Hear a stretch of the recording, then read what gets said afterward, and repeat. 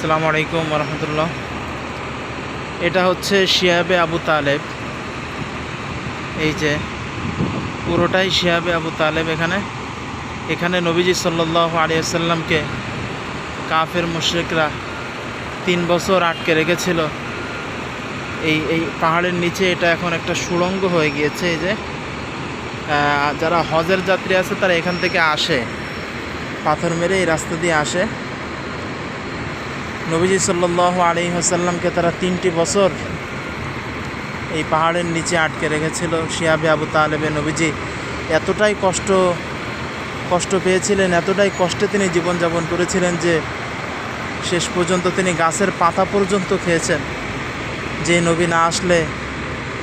নবী না হলে দুনিয়া হতো না, যেই নবীর বরকতে গোটা পৃথিবীবাসী আজকে বরকত লাভ করছে, সেই নবীকে তারা এই পাথরের ভিতরে আটকে রেখেছিল। কতটা কষ্ট তিনি পেয়েছেন। এই যে শিহাবে আবু তালেব, পুরোটাই শিহাবে আবু তালেব। পাশেই রাসূল সাল্লাল্লাহু আলাইহি ওয়াসাল্লামের বাসা, রাসূল সাল্লাল্লাহু আলাইহি ওয়াসাল্লামের জন্মভূমি। ওই 2 তলা বাসাতে তিনি জন্মগ্রহণ করেছিলেন এবং পাশেই এইখানেই রাসূল সাল্লাল্লাহু আলাইহি ওয়াসাল্লামকে আটকে রাখা হয়েছিল শিহাবে আবু তালেব।